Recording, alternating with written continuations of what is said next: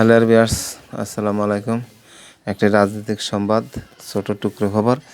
এক ছাতার নিচে আসছে ইসলামী দলগুলো। জাতীয় নির্বাচন, ইসলামী দলগুলো ঐক্যবদ্ধ হওয়ার প্রক্রিয়াকে ত্বরান্বিত করছে মৌলবাদ ইস্যু।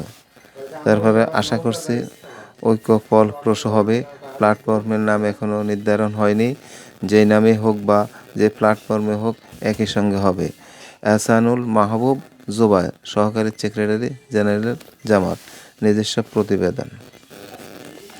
মৌলবাদ, জঙ্গিবাদ, ইসলামী চরমপন্থা এসব বিষয়কে পুঁজি করে দীর্ঘ 16 বছর দেশের মুসলিম জনগোষ্ঠী তথা ইসলামিক দলগুলোর উপর চরম অত্যাচার ও নিষ্ঠুর শাসন প্রতিষ্ঠা করেছিল আধিপত্যবাদী ভারতের মধ্যপ্রদেশ আওয়ামী লীগ সরকার। ছাত্র জনতার অভ্যুত্থানের পর গত বছর 5 আগস্ট শেখ হাসিনা সরকার দেশ ছেড়ে ভারতে পালিয়ে যেতে বাধ্য হয়। তার আজকের আমাদের হেড এবং শিরোনাম থেকে আমরা জানতে পারি, এক ছাতার নিচে আসছে অথবা থাকবে ইসলামী দলগুলো, সে সম্পর্কে এখানে প্রচার হচ্ছে। আল্লাহ হাফেজ।